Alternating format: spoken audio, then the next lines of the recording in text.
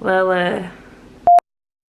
Ćao svima, dobrodošli nazad na naš YouTube kanal, ja sam Maja i danas ću vam ispričati moju priču kako sam ja došla u Ameriku. Oprostite, meni malo čudno da pričam i ceo video da napravim na srpskom, pošto uglavnom kod kuće pričamo engleski, ja i Armin pogotovo. Malo za neke obične osnovne stvari koristimo srpski, u stvari srpsko-hrvatski, on bosanski priča, ja srpski, i sa roditeljima.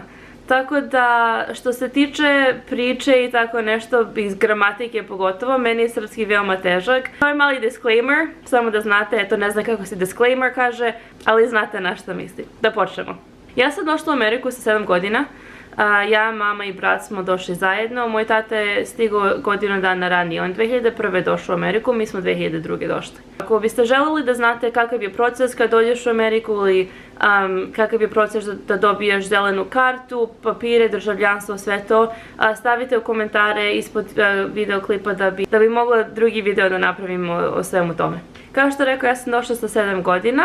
Na početku ja nisam znala ni gde idemo, ni zašto, ni kako. Bila sam veoma uzbuđena, ja se i mnogo toga ne sjećam. Dolazak, bukvalno, kad smo krenuli na avion, je bio užasan. Naš avion iz Beograda, JAT, je kasnio. Ništa novo kod Srba, da nešto kasni. Na to smo svi navikli. Kasnije i onda u Amsterdamu smo trebali da stignemo za drugi let do Čikaga. Mi živimo u Čikagu.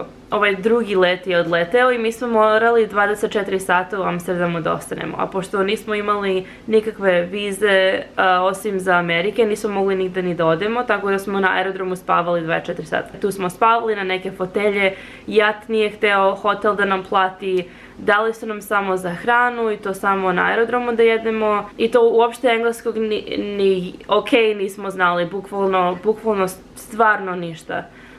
To je bio veliki stres za mamu, ja se toga puno ne sjećam. Znam da je bila neka mala devojčica i ne znam koji jezik je pričala, ali dala mi da bojimo zajedno. Ona je imala neke sveske i to smo bojili, jedino se to sjećam.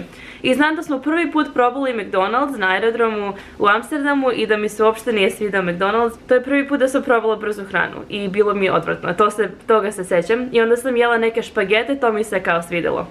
Onda na sljedeći dan smo upoznali jednu ženu, ja mislim da je sljedeći dan to bila jedna Srpkinja, isto Ljilja se zove, moja mama se zove Ljilja, i ona je mamu naučila da kaže I don't speak English, ja ne govorim engleski, tako da ako je neko bilo šta pita, ona zna samo da kaže ja ne razumijem engleski i onda ako je pitaju možda koji jezik zna ili ko zna šta, može da kaže srpski ili tako nešto, da bi znali da je ne maltretiraju, da ne pitaju 100 puta ako žena ne zna engleski. Sjećam se da isto u avion jedna stewardesa je došla, treba na carinu jedan formular da se ispuni u Ameriku, na ulazak u Ameriku, i mama je samo rekla I don't speak English i ta stewardesa je uzela samo naše pasoše i popunila sve formulare za nas. Za mamu je bilo naporno i teško. Žena s 2 dece otišla negde, ne zna ni jezik, ne zna ništa, verujem da je to bilo užas njoj.